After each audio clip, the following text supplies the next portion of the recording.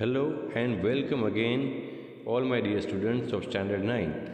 As you can see on your screen, this is our front page of our textbook. So today we are going to start our first lesson, Introduction to Computers. As we all know that computers are multi-purpose and multitasking machines and are used to solve various problems in different fields.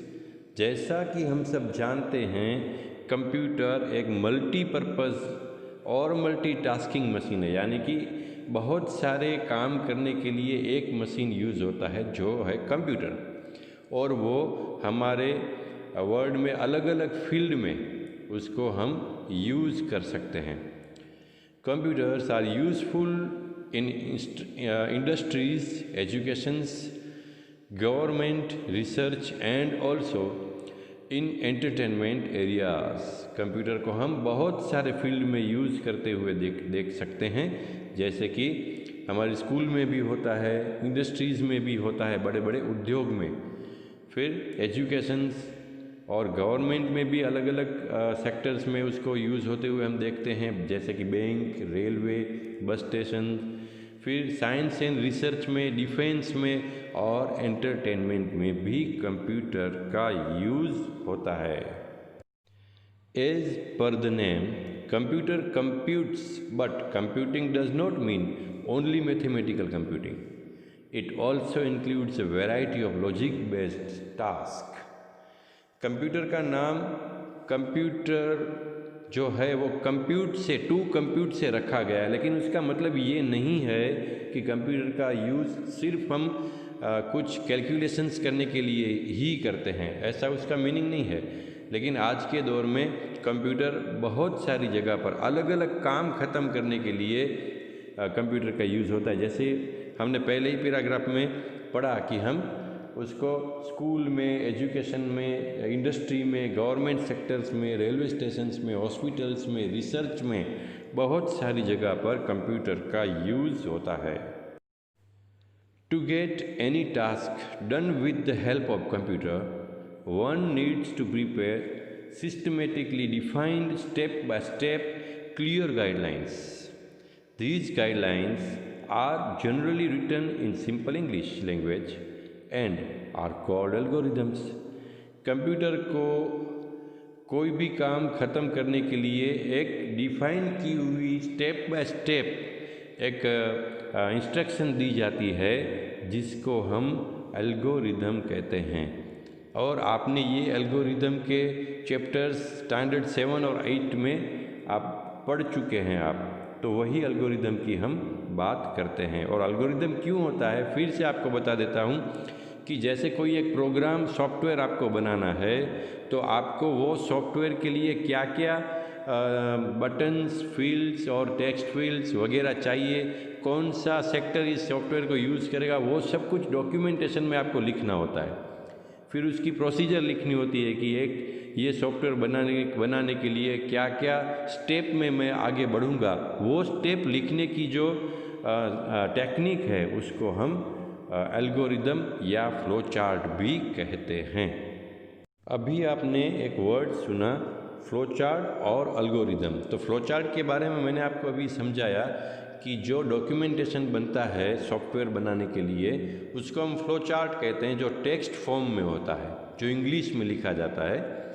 और दूसरा जो मैंने बोला वो था flow chart. तो flow chart भी algorithm के जैसे ही होता है, लेकिन उसको बनाने का तरीका अलग होता है और उसके लिए अलग अलग प्रकार के सिंबल्स का यूज़ होता है, और वो सिंबल्स के ज़रिए, फ्लो लाइंस के ज़रिए वो फ्लो चार्ट बनाया जाता है. The set of data and instructions given by the user to the computer is called an input. जो भी डेटा आप कंप्यूटर को देते हैं वो उसको हम इनपुट कहते हैं.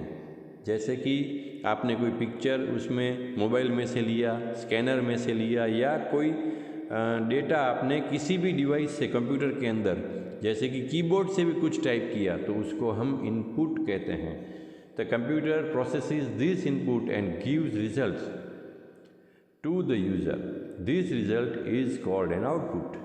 जो डेटा आप कंप्यूटर को देते हैं उसका जो रिज़ल्ट वो दिखाता है उसको हम आउटपुट कहते हैं। जैसे कि आपने लिखा माय नेम इज़ पूर्वेश, तो वो जो स्क्रीन के ऊपर आपको दिख रहा है कि माय नेम इज़ पूर्वेश, वो उसका आउटपुट है।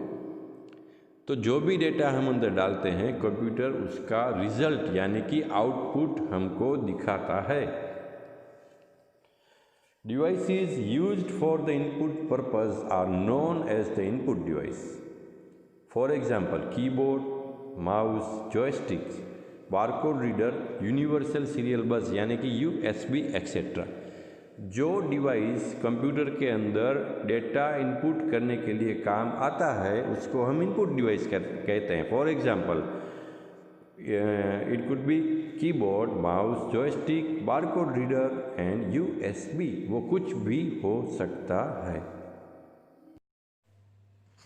Input given through the input mechanism is stored in the memory of computer and further processed by a unit called processing unit. तो जो डेटा इनपुट करते हैं वो हम मेमोरी यूनिट के अंदर स्टोर करते हैं और उसके बाद उसको प्रोसेसर के पास प्रोसेसिंग करने के लिए भेजा जाता है। The result given by the processing unit is displayed to the user with the help of output devices. फिर उसके बाद उसका रिजल्ट यानी कि आउटपुट यूज़र को दिखाया जाता है जो आउटपुट डिवाइस होते हैं उसके ज़रिए, जैसे कि मॉनिटर और printer. Monitor, printer, headphones and speakers are output devices. In short, the input, memory, processor and output are the basic components of a computer. तो ऐसा हम कह सकते हैं कि input device, memory, processor and output device are यानी कि वो एक कंप्यूटर के बेसिक कंपोनेंट्स हैं। There are various form of computer memories such as primary memory and secondary memory. अलग अलग प्रकार की मेमोरीज होती है कंप्यूटर के अंदर जिसको हम प्राइमरी मेमोरी और सेकेंडरी मेमोरी बोलते हैं। Primary volatile temporary memory stores information temporarily. तो जो प्राइमरी मेमोरी होती है वो डेटा को कुछ समय के लिए ही स्टोर कर सकती है, जैसे कि RAM RAM random access memory. जब तक इलेक्ट्रिसिटी है आपके कंप्यूटर के पास वो मेमोरी स्टोर रहती है। जैसे ही इलेक्ट्रिसिटी चली जाती है मेमोरी भी लॉस हो जाती है, उसको हम टेम्परेरी मेमोरी बोलते हैं। Meaning the content will remain in the memory till the computer is switched of. जब तक कंप्यूटर बंद नहीं होता है तब तक डेटा रहता है। When computer is switched off और reset the content will be lost. जैसे ही लाइट चली जाती है या हम बंद करते हैं कंप्यूटर को वो डेटा लॉस हो जाता है। सेकेंडरी और auxiliary memory stores the information for long time. दूसरे प्रकार की जो मेमोरी है वो है secondary memory. If you want to save your data for long time then you have to save your data in secondary memory means hard disk. जैसे ही आप डेटा इनपुट करते हैं first of all you have to save your data, तो उसको एक proper नाम दो और आपकी हार्ड डिस्क में उसको सेव कर दो।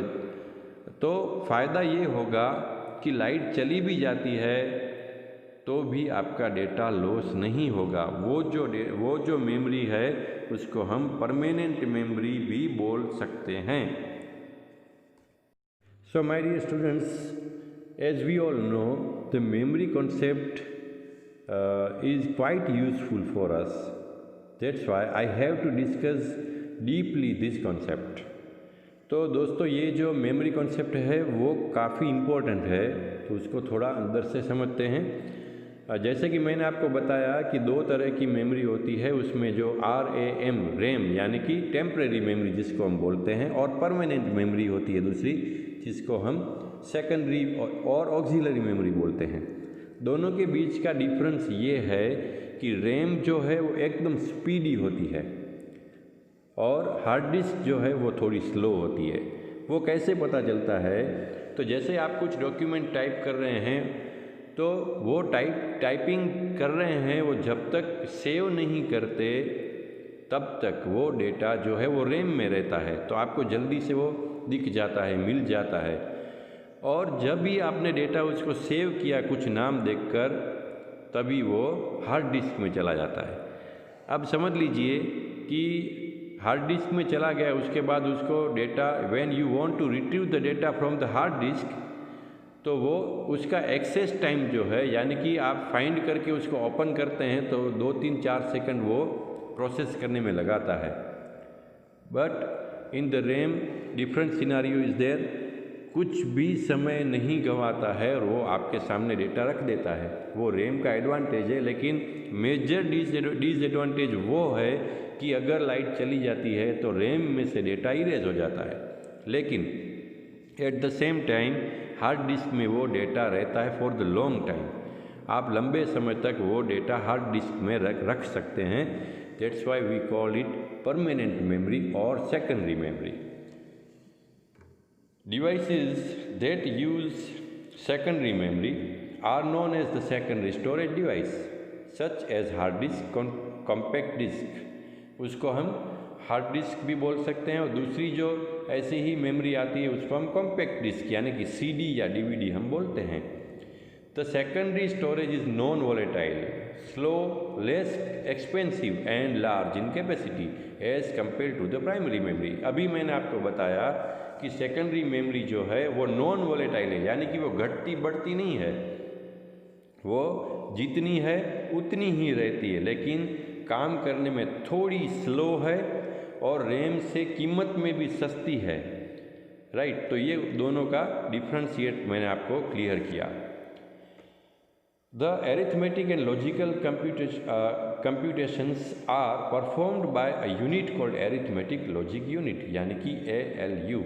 जो लॉजिकल प्रॉब्लम्स होते हैं, जो अरिथमेटिक प्रॉब्लम्स होते हैं, वो ALU डिपार्टमेंट जो उसके अंदर होता है उसको वो हैंडल करता है और सॉल्व करता है। The control unit of computer manage execution of instruction and control operations of the other computer components of computer. It is situated next to the ALU। तो उसके बाद जो आता है वो कंट्रोल यूनिट होता है। तो कंट्रोल यूनिट जो है वो एग्जीक्यूशन को कंट्रोल करता है, यानी कि जो एग्जीक्यूशन करने के लिए जो इंस्ट्रक्शन दी गई होती है उसके ऑपरेशंस को वो कंट्रोल करता है। जैसे फॉर एग्जांपल, जैसे ही आप माय कंप्यूटर को क्लिक करके एंटर बटन दबाते हैं तो उसको इंस्ट्रक्शन दी गई हुई होती है कि एंटर बटन दबाने से माय कंप्यूटर का स्क्रीन ओपन होना है। तो वो इनबिल्ट इंस्ट्रक्शंस होती है, आपको दिखती नहीं है, लेकिन आप एंटर बटन माय कंप्यूटर के ऊपर दबाते हैं तो वो खुल जाता है। वो जो घटना घटती है वो सब कुछ जो होता है वो ये कंट्रोल यूनिट की बदौलत ही होता है। ALU arithmetic logic unit and CU control unit together form CPU central processing unit। ALU और CU दोनों को मिलाकर CPU बनता है, जिसका पूरा नाम है central processing unit. CPU is also known as brain of the computer। CPU को हम कंप्यूटर का दिमाग भी कह सकते हैं। वो इसलिए, और एक वजह भी है इसकी, as we all know computer can not think because computer is machine, but we can think because we are human beings. हम सोच सकते हैं क्योंकि हम जिंदा आदमी है, कंप्यूटर जिंदा नहीं है, लेकिन वो सोच भी नहीं, इसलिए वो सोच भी नहीं सकता, फिर भी सब काम आपके करके देता है because computers having artificial intelligence. अब आप पूछेंगे कि सर आर्टिफिशियल इंटेलिजेंस क्या है, तो आपने उसको देखा ही नहीं, आप उसको यूज़ भी कर सकते हैं in your mobile. When if you want to open your mobile या अनलॉक योर मोबाइल, आप आपकी फिंगरप्रिंट जो है वो स्क्रीन के ऊपर रखते हैं और वो जो आपका मोबाइल होता है वो अनलॉक हो जाता है। तो मोबाइल को कैसे पता चलता है कि आपका ही फिंगरप्रिंट है? बिकॉज उसको आर्टिफिशियल इंटेलिजेंस दी गई होती है सॉफ्टवेयर की बदौलत। सॉफ्टवेयर की इंस्ट्रक्शन ही ऐसी होती है कि आपकी फिंगरप्रिंट की साइन को वो सेव कर देता है, और जब भी हर बार आप फिंगरप्रिंट रखते हैं उसके ऊपर, वो दोनों को मैच करता है, और अगर वो मैच होती है तो आपका मोबाइल अनलॉक होता है। This feature we can call artificial intelligence. Computer processes various characteristics like automation, accuracy, long-term storage, consistency and programmability। Computer जो होता है वो बहुत सारी लाक्षणिकताओं को अपने अंदर समाये हुए होता है, जैसे कि एक्यूरेसी, फिर कंसिस्टेंसी, वो थकता नहीं है, काम करता ही रहता है, और प्रोग्रामेबिलिटी, यानी कि आप कंप्यूटर को प्रोग्राम भी कर सकते हैं। Which describe the efficiency of machine to execute any given task. वो कंप्यूटर की मशीन को कंप्यूटर की शक्ति को दिखाता है कि जो कोई भी टास्क अगर हम उसको देते हैं तो वो उसको आराम से ख़त्म कर सकता है। Computer is useful in different areas like TikTok reservations, bank operations, inventory management and manufacturing support. Computer अलग अलग काम के लिए यूज़ होता है, जैसे कि टिकट की रिजर्वेशन करनी है, बैंक के ऑपरेशंस के अंदर कंप्यूटर का यूज़ होता है। बैंक में अगर हम जाते हैं पासबुक की एंट्री करवाने, तो कभी कभी वो बोलते हैं कि सर्वर डाउन है, एंट्री नहीं होगी। वो आपको दिखाता है कि कंप्यूटर के ऊपर ही बैंक डिपेंड करती है कि सर्विस किस तरह से दे सकेगी हमको। तो बैंक के अंदर भी इस तरह से कंप्यूटर का यूज़ होता है और वो हेल्पफुल रहता है। Teaching, financial accounting, corresponding and publishing, space applications, robotics, email and chatting. तो इतनी सारी जगह कंप्यूटर का यूज़ होता है। अगर हमको चैटिंग, वो तो हम हर रोज़ करते हैं, व्हाट्सएप के ऊपर भी करते हैं, उसमें भी काम आता है कंप्यूटर, या मोबाइल और कुछ नहीं, एक मिनी कंप्यूटर ही है। फिर रोबोटिक्स, कुछ इन्वेंशन करना है, रोबोट्स बनाने हैं, उसके लिए भी वो काम आता है। फिर अंतरिक्ष में कुछ शोध खोज करनी होती है, हवामान, उसकी फोरकास्टिंग करनी है, अगर कि बारिश होगी कि नहीं होगी, उसमें भी कंप्यूटर का यूज़ होता है। तो आज की दुनिया में विदाउट कंप्यूटर हम कुछ ज़्यादा काम आगे बढ़ा नहीं सकते हैं। Even though computer is multi-purpose and multitasking machine, it cannot perform any task on its own and needs data and step-by-step machine understandable instructions to perform the given task। Computer multipurpose या multitasking है, फिर भी वो कोई भी problem अपने तरीके से सॉल्व नहीं कर सकता, बिकॉज वो ह्यूमन बीइंग नहीं है। It can not think like us, वो हमारे जैसे सोच नहीं सकता है। तो प्रॉब्लम या टास्क ख़त्म करने के लिए उसको स्टेप बाय स्टेप इंस्ट्रक्शंस दी गई हुई होती है, जिसको हम we call it program. The logic written for getting the given task done using an algorithm is known as software. और जो वो लॉजिक या इंस्ट्रक्शन दी गई हुई होती है, उसको वो स्टेप बाय स्टेप होती है, और उसको वो सॉफ्टवेयर बनाने के लिए जो स्टेप बाय स्टेप इंफॉर्मेशन हम देते हैं उसको हम एल्गोरिदम बोलते हैं। Thus the term software refers to organized collection of computer programs. तो जो सॉफ्टवेयर होता है वो और कुछ नहीं लेकिन एक सुनियोजित कंप्यूटर प्रोग्राम का एक संगठन या कलेक्शन, जिसको हम कलेक्शन बोल सकते हैं, वो होता है। Data and related documentation. The term hardware is used for all physical parts of computer. अब मैं आपको ये थोड़ा डीपली और समझाऊं कि हार्डवेयर और सॉफ्टवेयर में क्या डिफरेंस है। Hardware, we can touch the hardware, we can see the hardware, but we cannot touch software, we can use software। तो हार्डवेयर को हम टच कर सकते हैं, हार्डवेयर का यूज़ कर सकते हैं, लेकिन सॉफ्टवेयर को हम टच नहीं कर सकते हैं, उसका यूज़ कर सकते हैं। The hard entities such as keyboard, mouse, monitor, CPU and other peripheral devices are called hardware of the computer। तो ये कीबोर्ड, माउस, मॉनिटर, सीपीयू जो भी है जिसको हम टच कर सकते हैं, देख सकते हैं, उसको हम हार्डवेयर कहते हैं। So my dear student, this is all for today. In next lecture we will move further. तो आज के लिए इतना काफ़ी है। आई होप कि आपको समझ में भी आया होगा।